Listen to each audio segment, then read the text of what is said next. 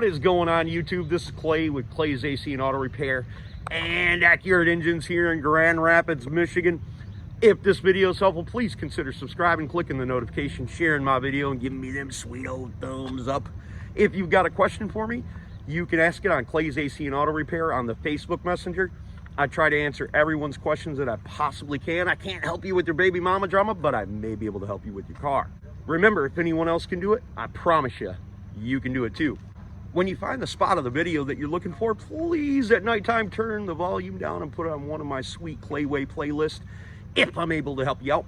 Now, you guys all know, because you've probably been watching the channel for a while, or maybe you don't, I like Ford Escapes, Mazda Tributes, Mercury Mariners, and today I've got an exceptional video for you, something super simple that you can try. If your vehicle's not running quite right, this is a V6 model, and it has vacuum lines on the back of it. Not only do the vacuum lines affect the runnability, they also affect your heater and your blower motor working. So we're going to take a look underneath this hood, and I'm going to describe some things to you, and then I'm going to show you what I fixed. So this vehicle is a 3.0 V6, and this is a very common drive line for these automobiles. And they're exceptionally good engines, with the exception of sometimes in the back of these, the shock tower rust out, and I replace them here on the channel and show you guys how to do it. Plus, people bring them to me from all over the country and to repair them as well. The other thing that goes out on them are alternators, and I also have exceptional videos showing you how to replace them and the catalytic converters, etc., etc. But today, our video is about vacuum lines. They will dramatically hurt the automobile and make it not function properly. It's not that it won't run, but it certainly will become a nuisance after a certain amount of time when the vacuum lines start to break. So all the stuff that I'm talking about is primarily back here. We've got some vacuum control for our EGR. We got our brake booster control, things of that nature. And what this does is it causes your vents on the inside of your vehicle not to work. It causes it to kind of miss at an idle real weird, and doesn't really have anything to do with the coils and spark plugs, even though them known to be issues as well. We're going to get into fixing that, and quite simply, you just need to replace the lines. You don't have to go to buy brand new lines from Ford. You can go to the junkyard. You can use vacuum lines. Just make sure the rubber's not all cracked up and replace them as needed. So right now I'm going to be working on my 2002 Ford Escape. This should be fairly the same for most Ford Escapes with your manual controls down here on the temperature setting. And we're going to be showing you how to get this to blow out the vents when it just starts blowing out the top right there. Now, this is a vacuum operated system, so that means that engine vacuum is created and it's sent up here to your heater controls, and inside your heater controls it switches little motors that are also vacuum operated underneath the dash. Sometimes the motors are electronically operated and can fail on later models like this. But in my situation, it's a vacuum operated system, and the vacuum hose is broken because Ford uses a less than perfect rubber compound for these vacuum hoses. So what we're going to do is we're going to pop the hood and we're going to check for some broken things. This could also cause weird idles and things like that. And this is a good sign of that. If your engine's not running properly, you should still check these things out. Tell from listening, this engine's not running exactly perfect. It's got a weird idle to it, kind of misses a little bit. After you give it a little bit of gas, it runs just fine and it gets you around, but it's not 100% perfect, so I suspect there's probably a vacuum leak. Okay, so most of these will have an engine cover on them, and they're usually held down by a couple 8mm screws on the top of them. My engine cover has been missing for a long while, and it's not a big deal. Back on the back side of this engine, there's quite a few vacuum lines that you can't see just by looking at them. So we're going to take a peek back here. We already see that whatever this is broken. That can't be making anything work good. That vacuum hose is broken. That vacuum hose is split. This is just common Ford stuff, and if we look right down there at that hose right there, we can see that that's not good. I actually have a donor one of these vehicles, so we're gonna just inspect the rest of this rubber hose. That doesn't look good. And I think what we're going to end up doing is probably replacing this whole section.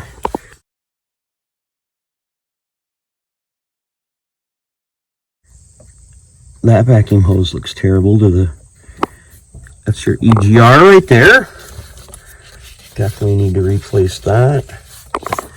If we look up here, this vacuum hose looks gosh awful as well. So that's going to cause us some problems.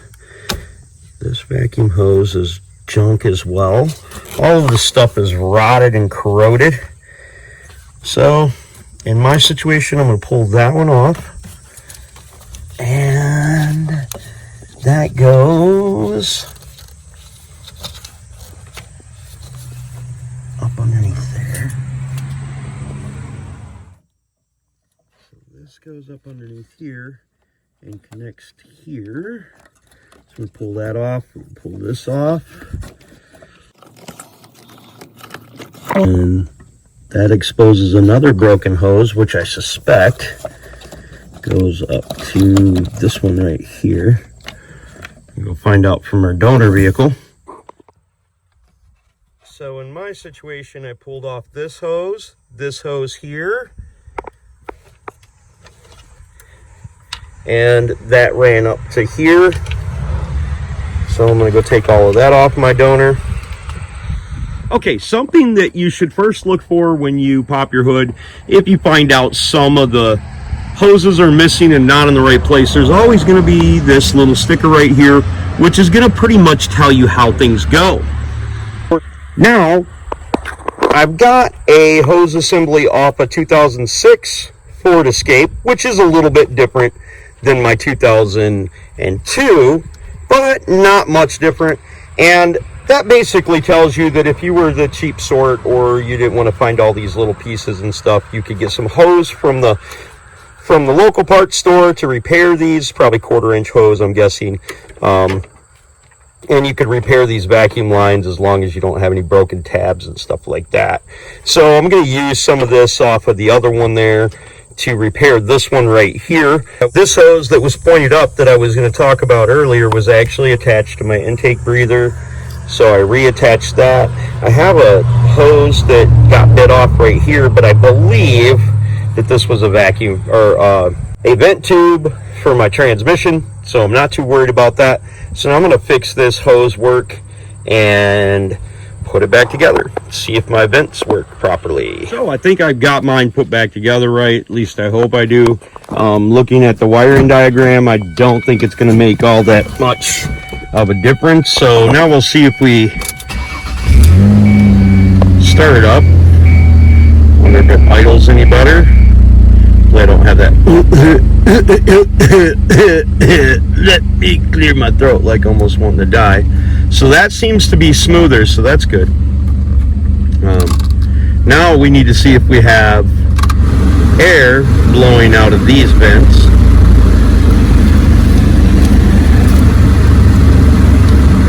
I was going to try to use that to demonstrate that we do.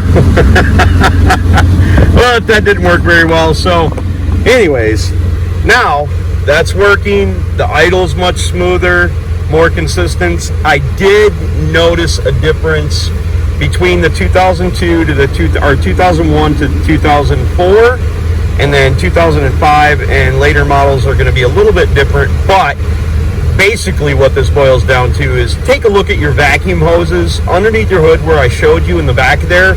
Look for cracking and brittleness to them. Get you a roll of vacuum hose if you don't have that at home. Most of the time you won't break these little plastic clips. Pay close attention, because I'm not 100% certain that I put mine back on exactly right.